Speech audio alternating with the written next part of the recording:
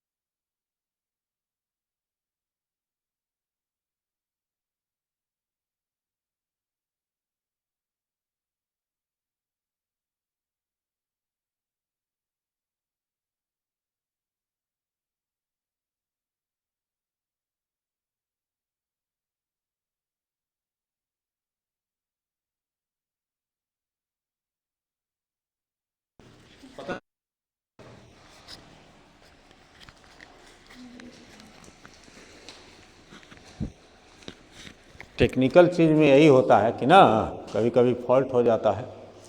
हाँ, अब जो है अगला जो है आप देखिएगा, ये यानी कि वायसराय को अध्यादेश जारी करने की शक्ति दे दी गई थी। इस अध्यादेश का वैल्यू कितना था, यानी कि विधान परिषद द्वारा जो कानून, जैसे आज के अगर आज के परिप्रेक्ष्य में लेते हैं तो संसद जो कानून बनाती है तो उसका जितना प्रभाव संसद के द्वारा बनाई गई कानून का रहता है उतना ही अध्यादेश का भी रहता है।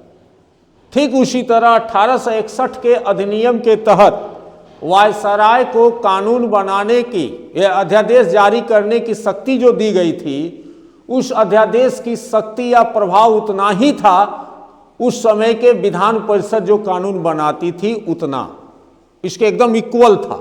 ठीक है ना। और अध्यादेश का कितना दिन तक यही रहता था जीवन, 6 माह तक रहता था। ठीक है। अब जो है यानी कि जब हम लोग प्रेसिडेंसी जब पढ़ रहे थे तो भारत में अंग्रेजों के द्वारा कितनी प्रेसिडेंसी बनाई गई थी, 3, कलकत्ता यानी Bombay presidency, Bengal presidency, Bombay presidency और मद्रास प्रेसिडेंसी। तो 1861 के अधिनियम के तहत बॉम्बे और मद्रास प्रेसिडेंसी को भी ताकत दी गई। क्या चीज करने के लिए, कानून बनाने की, उसकी प्रक्रिया में यानी कि कार्य करने की। तो अगर बॉम्बे और क्या बोलते हैं प्रांतों को, बॉम्बे हो गया, मद्रास हो गया, इन प्रांतों को जो कानून बनाने का जो अधिकार दिया गया था वो कानून बना सकते थे, लेकिन उसके साथ एक कंडीशन था कि वायसराय की स्वीकृति लेना जरूरी था। जैसे आज के डेट में क्या है कि लोकसभा और राज्यसभा कानून बनाती है तो वह कानून तभी कानून माना जाएगा जब राष्ट्रपति उस पर सिग्नेचर कर देंगे, तब जाकर वह अधिनियम बनता है, कानून बनता है। ठीक उसी तरह बॉम्बे प्रांत और मद्रास प्रांत कानून बना सकता था, लेकिन वह कानून जो बनाया उसके लिए जरूरी था वायसराय की स्वीकृति लेना। ठीक है ना। तो अगला पॉइंट लिख लीजिए, 6ठा नंबर पॉइंट हो गया ना। 6 नंबर लिखिए, इस अधिनियम के द्वारा बंबई एवं मद्रास, इस अधिनियम के द्वारा बंबई एवं मद्रास, बंबई एवं मद्रास प्रांतों को विधि यानी कि कानून बनाने की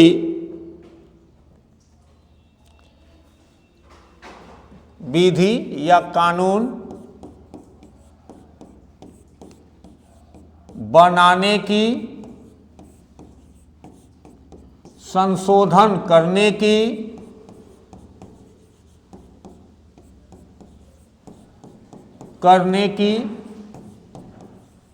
शक्ति दी गई, शक्ति दी गई। लेकिन वायसराय की अंतिम स्वीकृति जरूरी था, लेकिन वायसराय की अंतिम स्वीकृति जरूरी था।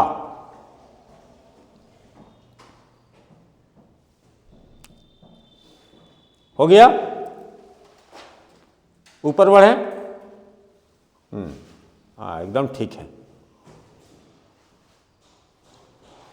उसके बाद जो है अभी देखिएगा कि वायसराय को नए राज्य बनाने, वायसराय को नए प्रांत बनाने, प्रांतों में विधान परिषद का गठन करने और लेफ्टिनेंट गवर्नर की नियुक्ति करने का भी अधिकार 1861 के अधिनियम के तहत दिया गया।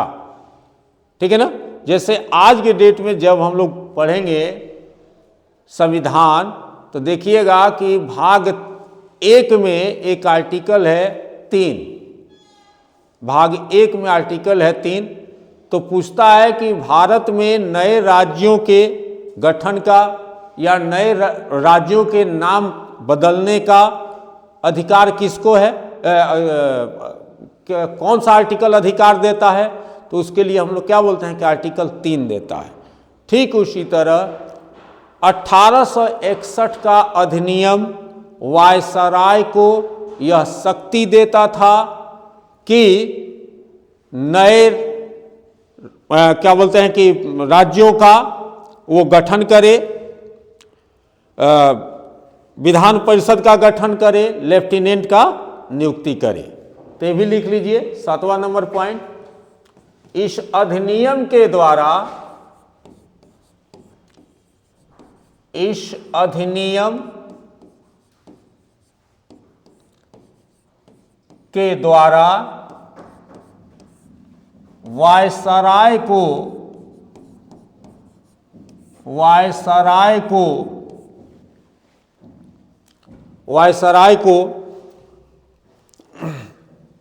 विधान परिषद या पहले नए प्रांतों का, नए राज्यों का या प्रांतों का, नए राज्यों का गठन,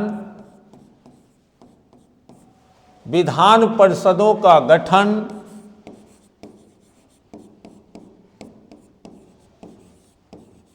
परिषदों का गठन,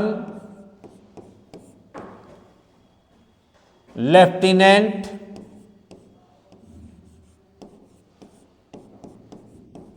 गवर्नर की नियुक्ति का अधिकार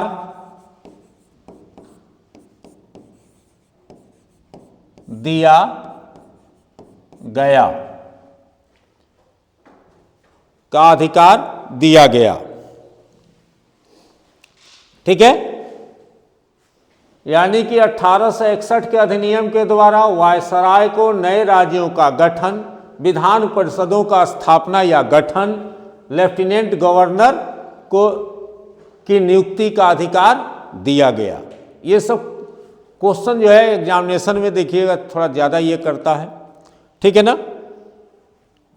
अब जो है एक बात बताइए कि महारानी यहाँ का तो सब कुछ हो गई भारत का, उसके बाद जो है एक पद का सृजन किया गया था जिस पद को कहा गया भारत सचिव। भारत सचिव के अंदर में ये पद बना वायसराय, लिखे हैं ना वायसराय। तो वायसराय को भी पावर मिला और भारत सचिव को भी पावर मिला। अब महारानी तो थी ही ऊपर, तो इसको हम क्या कहेंगे, सत्ता का विकेंद्रीकरण या केंद्रीयकरण, यानी डिसेंट्रलाइजेशन या सेंट्रलाइजेशन, क्या कहेंगे, सेंट्रलाइजेशन इसको कहेंगे। देखिए यहीं पे आप लोग गलती हो गए। सेंट्रलाइजेशन का मतलब हो गया कि सारी पावर्स एक जगह जाकर सीमित हो जाना। केंद्रीयकरण का मतलब हुआ कि जितने भी अधिकार हैं एक जगह जाकर केंद्रित हो जाएंगे। और विकेंद्रीकरण यानी कि डिसेंट्रलाइजेशन कहने का मतलब हुआ कि शक्तियों का बंटवारा। तो यहां पर शक्तियों का बंटवारा हो रहा है या एक जगह जा रही है शक्ति, बंटवारा हो रहा है। तो यहां क्या हो रहा था, विकेंद्रीकरण या डिसेंट्रलाइजेशन। नोट लिखिए, नोट।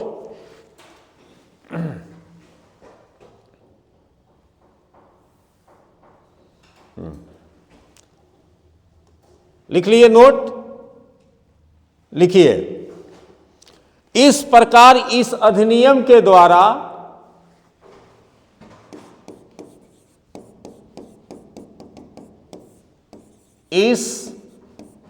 प्रकार इस अधिनियम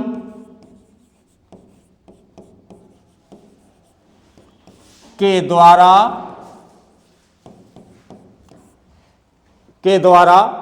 प्रांतीय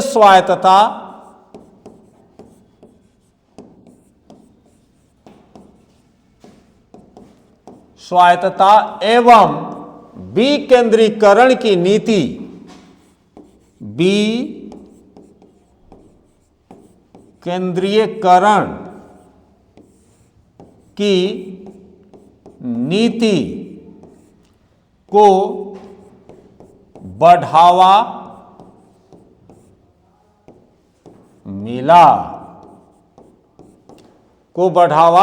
मिला। ठीक है ना, सबको लिख लिया। तो ये हुआ 1861 का जो अधिनियम था, उस अधिनियम का जो मुख्य बातें हैं जो परीक्षा में आने वाले होते हैं, इससे बाहर नहीं जाएगा। ठीक है ना। अब इसमें होता क्या है कि कुछ कुछ बातें जैसे कि थोड़ा ट्विस्ट कराई जाती है, ठीक है ना, तो उसको आपको थोड़ा सा देखना पड़ेगा। अब हम लोग जो है एक नए चैप्टर की शुरुआत कर लेते हैं। टाइम कितना हुआ है? कैसे कि सर आ जाते हैं तो अच्छा, अभी तो बहुत टाइम है। तब तक हम लोग एक और अधिनियम कर लेते हैं।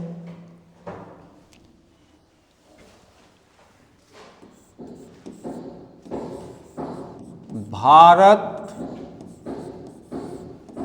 परिषद अधिनियम 1892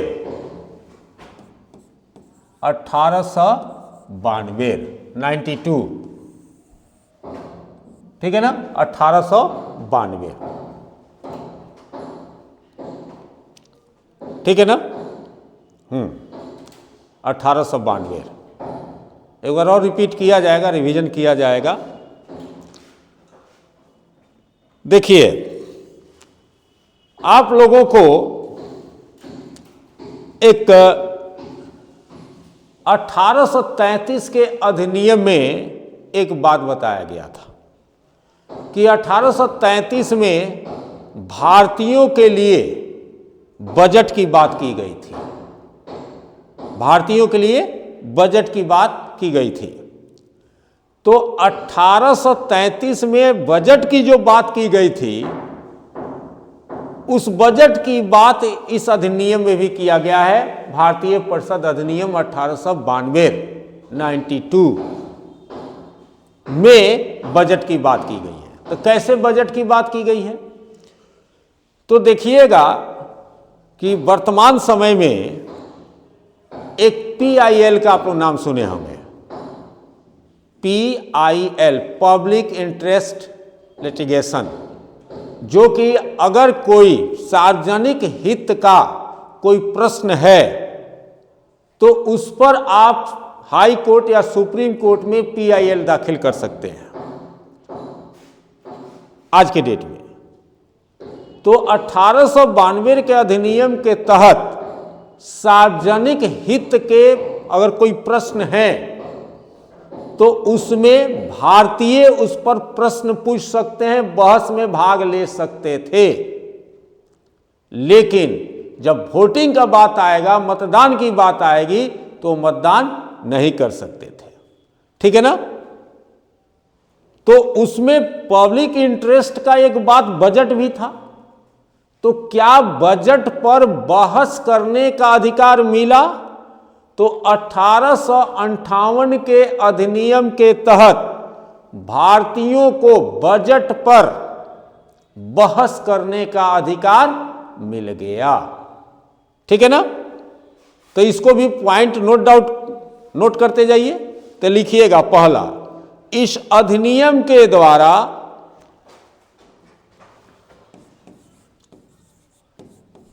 इस अधिनियम के द्वारा सार्वजनिक का मतलब क्या हुआ? पब्लिकली सार्वजनिक हित के विषयों पर, सार्वजनिक हित के विषयों पर सरकार से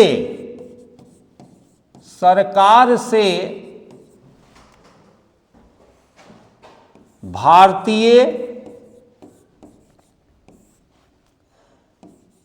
प्रश्न पूछ सकते थे।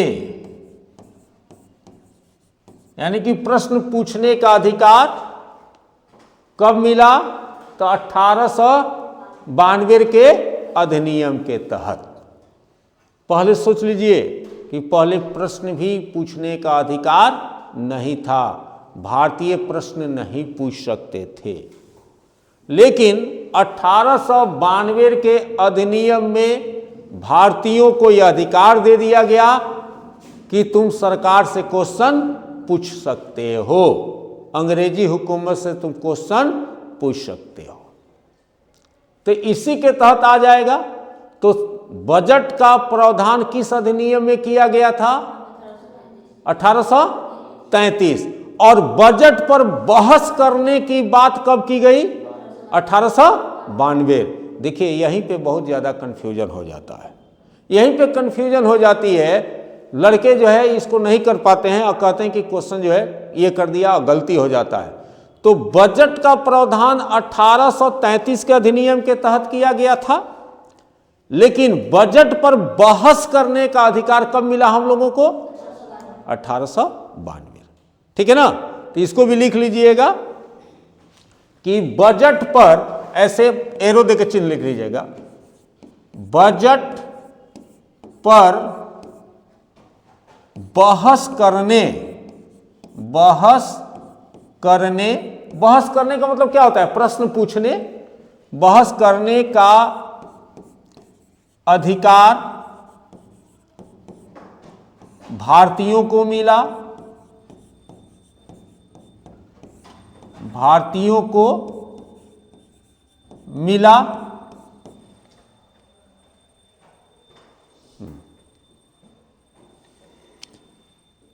ठीक है ना?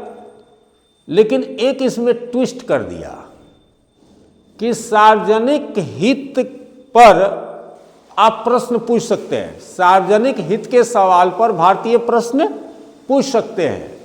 लेकिन अगर उसी प्रश्न पर, जो प्रश्न पूछा गया उस प्रश्न पर अगर मतदान करना हो, वोटिंग करना हो, तो भारतीय उस पर मतदान में भाग नहीं ले सकते थे। तो ये भी एगो लिख लीजिए, नोट।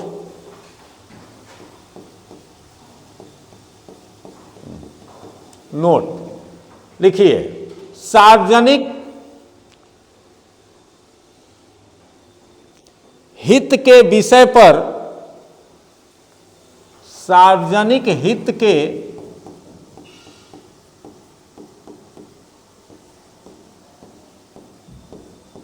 के विषय पर भारतीयों के द्वारा प्रश्न तो पूछा जा सकता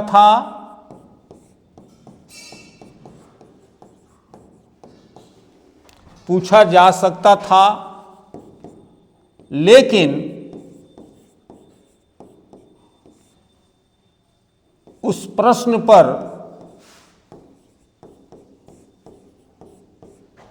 मतदान में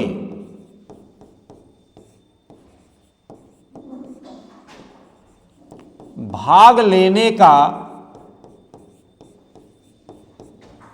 अधिकार नहीं था, अधिकार नहीं था। हो गया।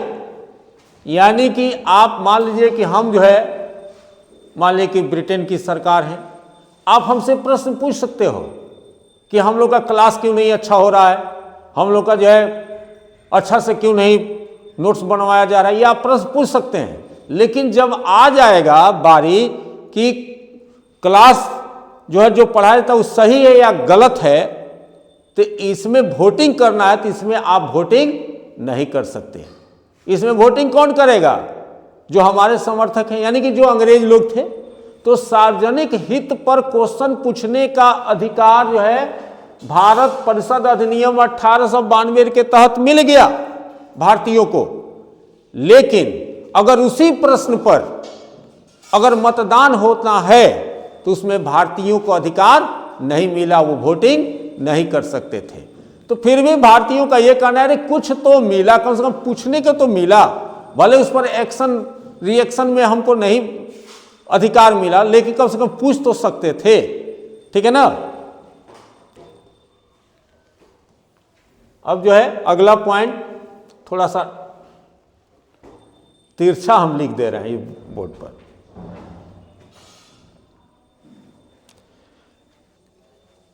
चलिए, अब जो है क्या किया गया कि उस समय, जैसे कि आज देखिएगा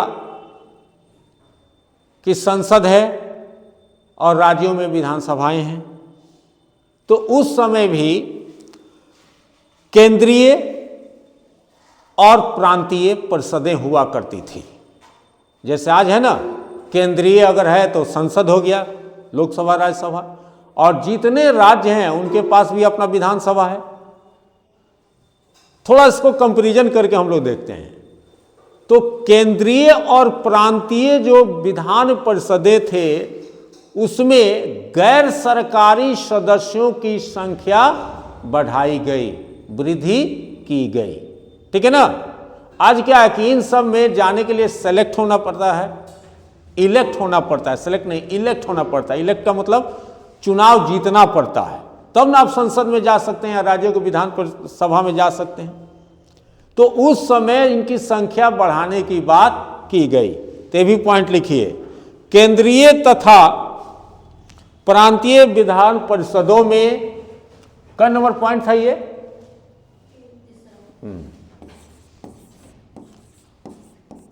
केंद्रीय तथा प्रांतीय विधान परिषदों में गैर सरकारी सदस्यों की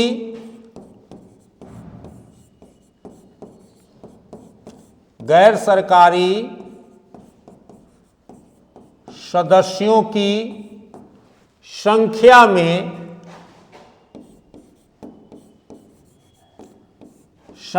में वृद्धि की गई।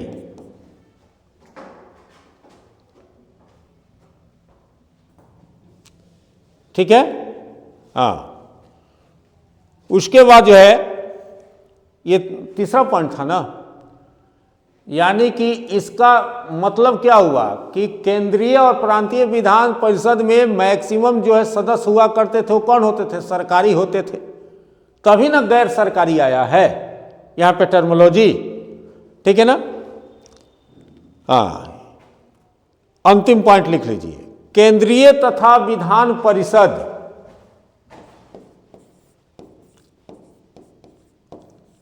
केंद्रीय तथा प्रांतीय विधान परिषद प्रांतीय परिषदों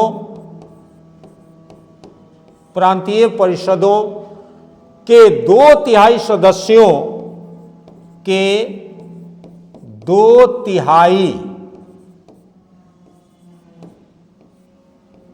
2/3 सदस्यों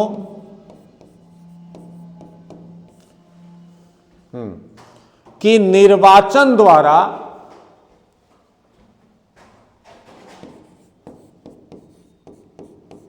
निर्वाचन का मतलब क्या होता है? चुनाव। निर्वाचन द्वारा चुने जाएंगे।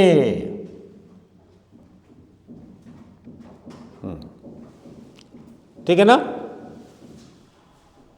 तो देखिए हर पॉइंट का अपना अपना मतलब है। ठीक है, तो इसमें जो है एक नोट लिख लीजिए।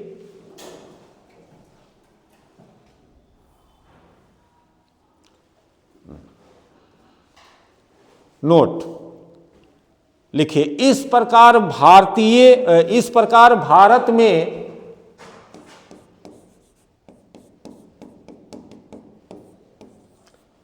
इस प्रकार भारत में संसदीय व्यवस्था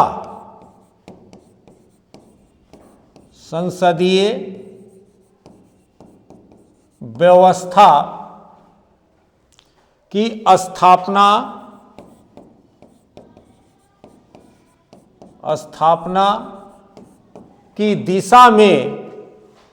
स्थापना की दिशा में इस अधिनियम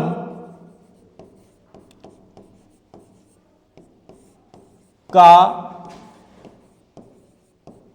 विशेष योगदान रहा।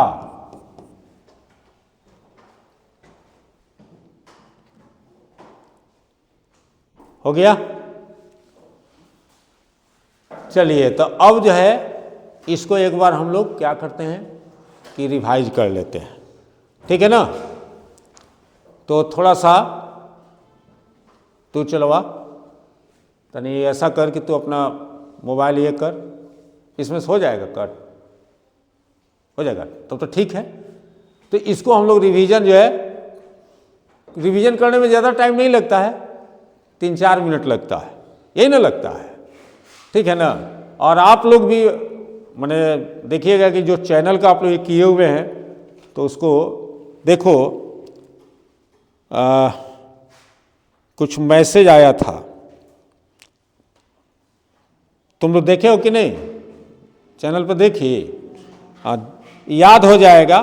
थोड़ा ये है कि थोड़ा सा नीरस लगता होगा, इसलिए कि थोड़ा हंसी मजाक की बात है, सीरियसनेस में चल रहा है क्लास, लेकिन सब ठीक हो जाएगा। ठीक है ना? तो देखिएगा इसमें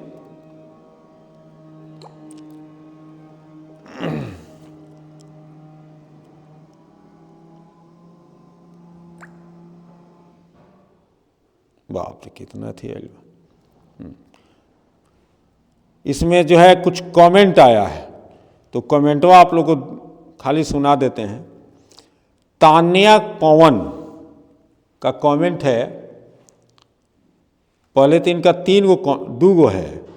एगो बेस्ट टीचर, ये तो खैर जनरली सब कोई लिख देता है, ये कोई बड़ी बात नहीं है, इन पटना। उसके बाद ये लिखा है, हमको लगता है गर्ल्स ही होगी, जो भी स्टूडेंट पूरा वीडियो देखेगा उसका कॉन्सेप्ट क्लियर हो जाएगा। ठीक है ना? उसके बाद जो है 1858, तान्या पवन कहीं 1858 एक्ट अब क्लियर हो गया, एग्जाम में क्वेश्चन नहीं छूटेगा, थैंक्स सर। उसके बाद जो है शुभम को इस सुपर, यही सब जो लिखा हुआ है। तो देखिए है क्या कि कम से कम क्वेश्चन बैंक लेके आप लोग बैठिएगा ना सामने। तुम कल क्वेश्चन बैंक लिया था? तो घटना चक्र भारतीय संविधान जाके कहोगे तो अलग अलग है, तो उससे क्वेश्चन बैंक आप ये कर दीजिए, ऑनलाइन भी कर सकते हो। ठीक है? तो चलिए अब हम लोग जो है इसका रिवीजन कर लेते हैं। एक बार आप लोग थोड़ा सा देख लिए हैं, एक बार देख ली हो नीचे, आप लोग पूरा कॉपियाँ एक बार तो देखिए ना, तब तक हम इसको ये कर रहे हैं, पूरा कॉपी देखिए।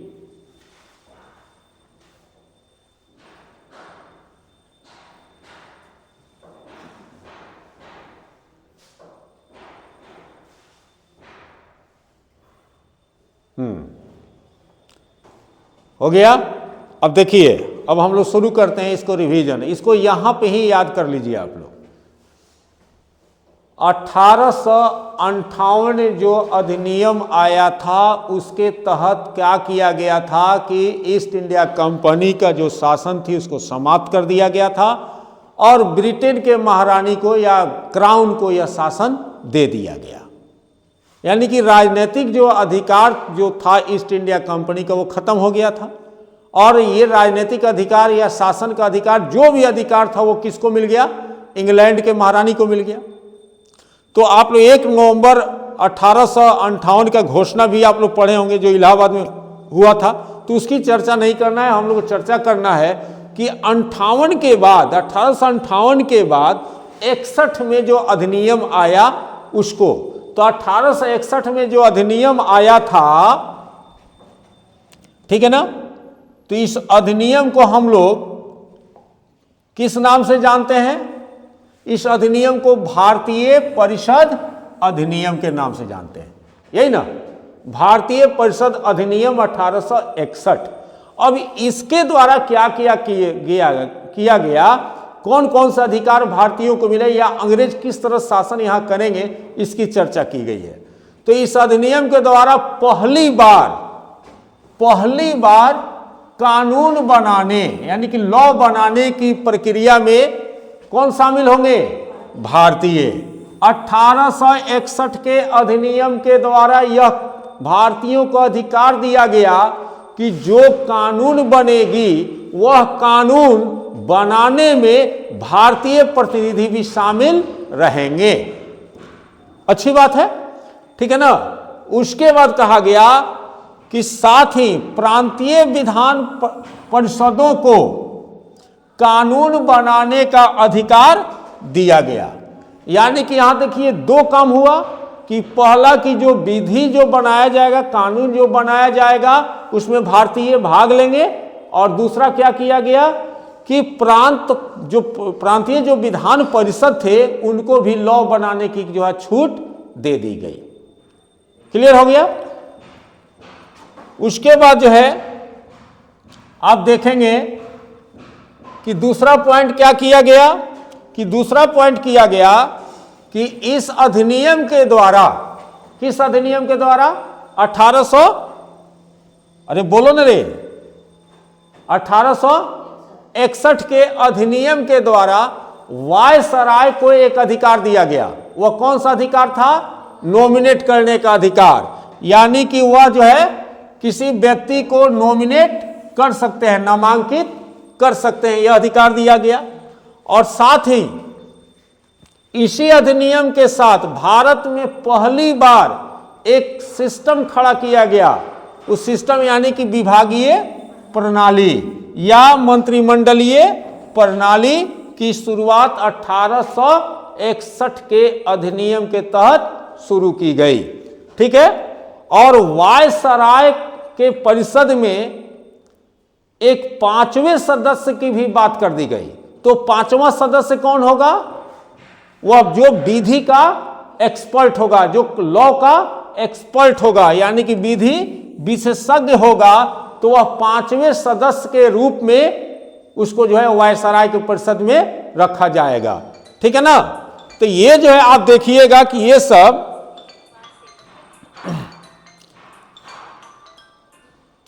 सब जो है अधिकार मिला। फिर जो है आप आगे देखेंगे कि वायसराय को अध्यादेश जारी करने की शक्ति मिला। वायसराय को क्या मिला? अध्यादेश। अगर आज के डेट में अध्यादेश जारी कौन करता है? राष्ट्रपति। और उस समय अध्यादेश जारी करने किसको शक्ति मिला? वायसराय को शक्ति मिल गई। और इस अध्यादेश का वैल्यू कितना था? यानी कि इस अध्यादेश का वैल्यू था कि विधान परिषद जो कानून बना रही है उस कानून के इक्वल बराबर था। और इस अध्यादेश की उम्र कितनी थी? 6 माह। आज भी कितनी उम्र है? 6 माह। राष्ट्रपति जो अध्यादेश जारी करते हैं उसकी उम्र आज भी 6 माह है। और उस समय वायसराय जो अध्यादेश जारी करते थे उसकी उम्र कितना था? 6 माह था। ठीक है ना। उसके बाद साथ में क्या किया गया कि 1861 के अधिनियम के तहत आप देखेंगे कि एक और परिवर्तन किया गया। क्या परिवर्तन किया गया? तो बंबई एवं मद्रास के प्रांत जो थे उनको भी कानून बनाने या कानून में संशोधन करने की शक्ति दे दी गई है ना। यानी कि बॉम्बे एवं मद्रास प्रांतों को लॉ बनाने की, कानून बनाने की अधिकार दी गई। और साथ में ये भी दिया गया कि जो आप कानून बना रहे हैं या जो कानून बना हुआ है उसमें क्या कर सकते हैं? संशोधन भी कर सकते हैं। ठीक है। उसके बाद एक और अधिकार वायसराय को दिया गया। वह कौन सा अधिकार था? कि वायसराय चाहे तो क्या कर सकते हैं? नए राज्यों का गठन कर सकते हैं, विधान परिषदों का गठन कर सकते हैं, लेफ्टिनेंट गवर्नर की नियुक्ति कर सकते हैं। ये मिला ना। तो ये सारे जो आप देखिएगा कि ये सब अधिकार जो है वायसराय को किस अधिनियम के तहत मिला? 1861 के अधिनियम के तहत मिला। ठीक है। अब जो है 1861 के अधिनियम के द्वारा सबसे फायदा क्या हुआ कि प्रांतीय स्वायत्तता एवं विकेंद्रीकरण, डिसेंट्रलाइजेशन के तरफ भारत चल चुका। जो शक्ति पहले एक जगह थी, कोई स्वायत्त नहीं था, सारे लोग जो है इंग्लैंड के सरकार पर ही जो डिपेंड थे, अब वहां पर क्या हुआ कि अब जो है धीरे धीरे सबको अधिकार मिलने लगे, यानी स्वायत्तता मिलने लगा और विकेंद्रीकरण की शुरुआत हो गई। ठीक है ना। यानी कि फ्रीडम मिलने लगा, अब आप कुछ कर सकते हैं। उसके बाद जो है आया अधिनियम 1892 का, जिसको हम किस नाम से जानते हैं? भारत परिषद अधिनियम 1892। ठीक है ना। तो इस अधिनियम के द्वारा सबसे बड़ा बात जो हुआ वह हुआ कि जो पब्लिकली जो क्वेश्चन हुआ करता था, पब्लिक इंटरेस्ट का जो क्वेश्चन हुआ करता था, सार्वजनिक हित का जो क्वेश्चन हुआ करता था, उस पर सरकार से प्रश्न भारतीय पूछ सकते थे। ठीक है ना। जैसे कि मान लिया अभी ठंड है तो इस ठंड में लोग ठंड से कांप रहे हैं, तो कहा जा सकता है, सरकार से कह सकते थे भारतीय कि कम देखिए ठंड है, इस ठंड में कम से कम आप लकड़ी उकड़ी जलाइए, अलाव जलाइए, ताकि लोग जो है कि उससे सेके होके अपना गर्मी ये करें। तो यानी कि आप देखिएगा कि सार्वजनिक जो हित का जो विषय था, इस पर सरकार से प्रश्न पूछने का अधिकार किसको मिल गया? भारतीयों को मिल गया। साथ में बजट पर भी बहस करने का अधिकार भारतीयों को मिल गया। तो बजट शब्द का सबसे पहले उल्लेख किस अधिनियम में हुआ है? 1833 के अधिनियम में। लेकिन बजट पर बहस करने का अधिकार किस अधिनियम के तहत मिला? 1892 के अधिनियम से। और जब इनको अधिकार बजट पर बहस करने का मिल गया, तो इसमें एक देखिए केवल बहस करने का अधिकार मिला था। अगर बजट पर ही या सार्वजनिक हित के विषयों पर सरकार से क्वेश्चन की जा सकती थी, बजट पर जो है बहस की जा सकती थी, क्वेश्चन पूछी जा सकती थी। लेकिन जब उसमें मतदान की बात आ जाएगा तो उसमें भारतीय भाग नहीं ले सकते थे। ठीक है ना। सार्वजनिक हित के विषय पर भारतीयों के द्वारा प्रश्न पूछा जा सकता था, लेकिन मतदान में भाग नहीं मिला। भारतीयों को मतदान में भाग नहीं मिला। ठीक है। अगला जो है जो आया इसमें कि केंद्रीय तथा प्रांतीय विधान परिषदों में गैर सरकारी सदस्यों की संख्या क्या किया गया? बढ़ाया गया। ठीक है ना। गैर सरकारी सदस्यों की संख्या बढ़ाई गई। इसका मतलब ये था कि उस समय सरकारी सदस्य ही इन परिषदों में ज्यादा बैठते थे, इसीलिए गैर सरकारी सदस्यों की संख्या बढ़ाई गई। और केंद्रीय तथा प्रांतीय विधान परिषदों में 2/3 2/3 सदस्यों का क्या होगा? निर्वाचन होगा, चुनाव होगा। ये चुनेंगे कौन? भारतीय, ठीक है ना। और इस सारा चीज का एक फायदा हुआ निचोड़, इस प्रकार भारत में क्या हुआ, संसदीय व्यवस्था के तरफ हम लोग कदम बढ़ा चुके थे। ये हुआ यानी कि 2 अधिनियम का, ठीक है ना। इसके बाद और आपको 3-4 अधिनियम और पढ़ना है, उसके बाद जो है अगला हम लोग ये करेंगे। तो कल 1909 का अधिनियम देखा जाएगा, ठीक है। तो चलिए अब जो है हम लोग अगला क्लास के लिए करते हैं, ठीक है ना।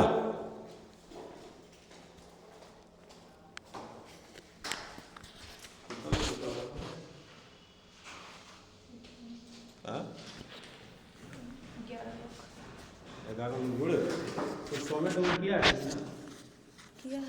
क्या किया था? रेन से सब डिलीट करते हैं, रेन से डिलीट।